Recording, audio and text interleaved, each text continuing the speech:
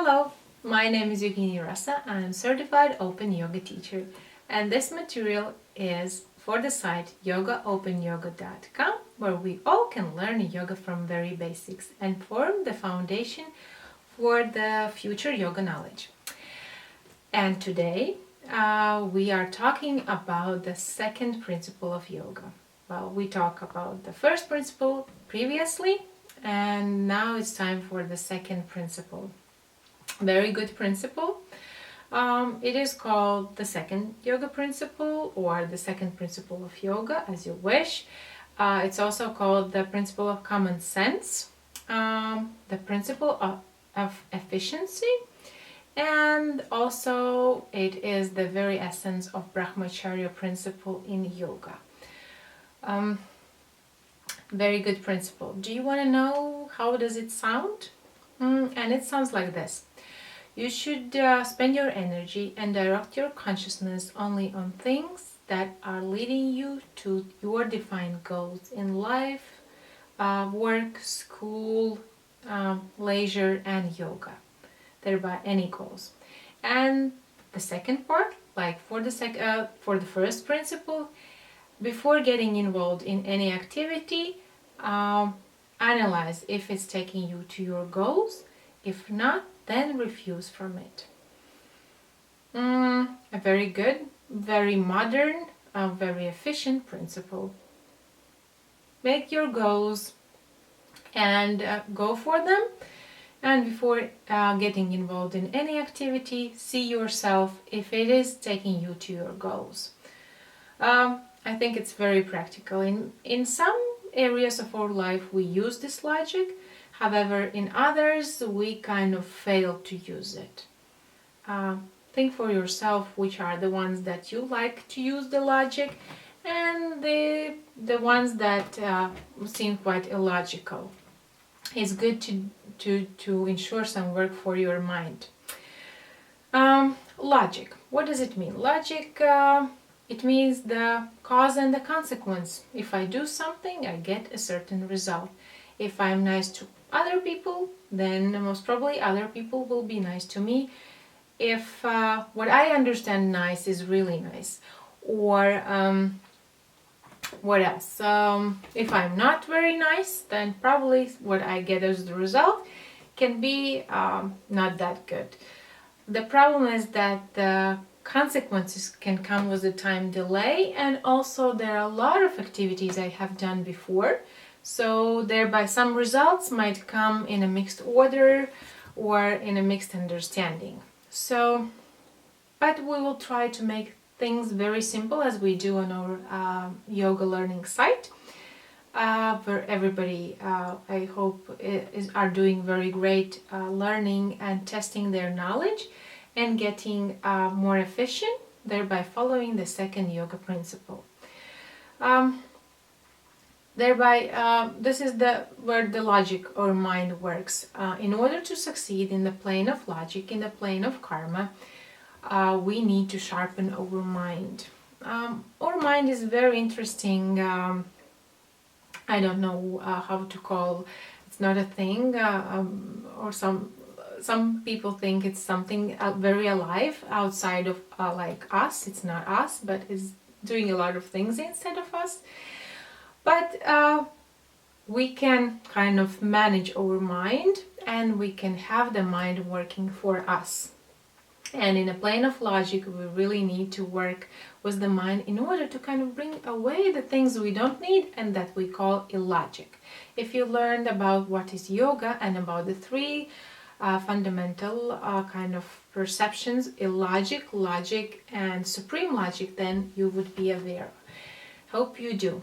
If not, then get back to the class and review this lesson, because all the lessons you have studied before are available on the site. So, with the logic, with our mind, we kind of get rid of all that is illogic. There are a lot of fears in our life. We are a bit scared of some things. There are a lot of illogical things that may happen, thereby can be tricky for our mind, but if it's illogic, it kind of goes away with the mind that is sharpened, And there stays the things that are logic, that we keep on going and growing, and there are the supreme logic. Before we get to the supreme logic and understanding of the first principle, and before we kind of get closer to our intuition, there is the logic. Because there is, imagine the house. You need to have a good foundation, good logic in order to build the roof. You won't put it on unstable ground, on the illogic. That otherwise your house is going to crash down.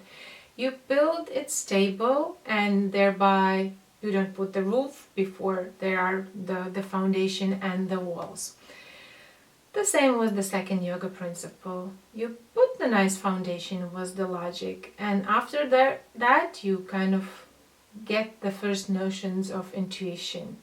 That's like open yoga is building your foundation in yoga and in principles of kindness and efficiency for you to be able to build your stable foundation for happiness that in many ways we perceive it. Thereby, it's interesting to see your ideas and your perception of this process. What else? How about achieving the goals? This is the kind of key term in the second principle, that we have to be effective in reaching our defined goals. Thereby, we define the goals and we reach the goals. And how about, yes, the wrong goals? We did something, we decided that we need something, and we achieved it. But at the end, we really see that that was not really what we were expecting for. Good. It's a result. Any result is good, and you analyze the result, again applying the logic to see where these activities and things are bringing you.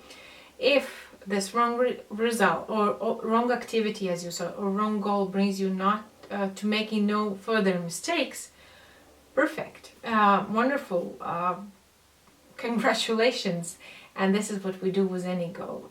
Sometimes when we think that we did something wrong, actually after some time it turns out to be the very good things we have done. Otherwise we would be misled to other places. Or if we see we are here and there is a goal, we can go directly to the goal, or we can go round and round, or just around the goal and not reaching it, or we can do the mixed version of goals, or we can, I don't know, find any other things. So if it's efficient way to reach the goal, because there are many ways to reach the same goal.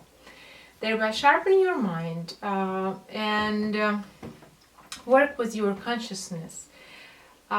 We have a lot of instincts to kind of get rid of, and our mind is the one that needs a lot of work. If it's left kind of idle, then our mind starts working kind of against us.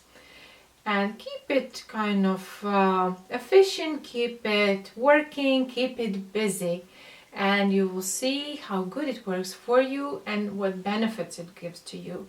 Act wisely, and you can also keep it busy with the test that is coming next, and texts that you might read through again for your better understanding of the second yoga principle. Next time we are going to talk again on the second yoga principle, and thumbs up and see you soon.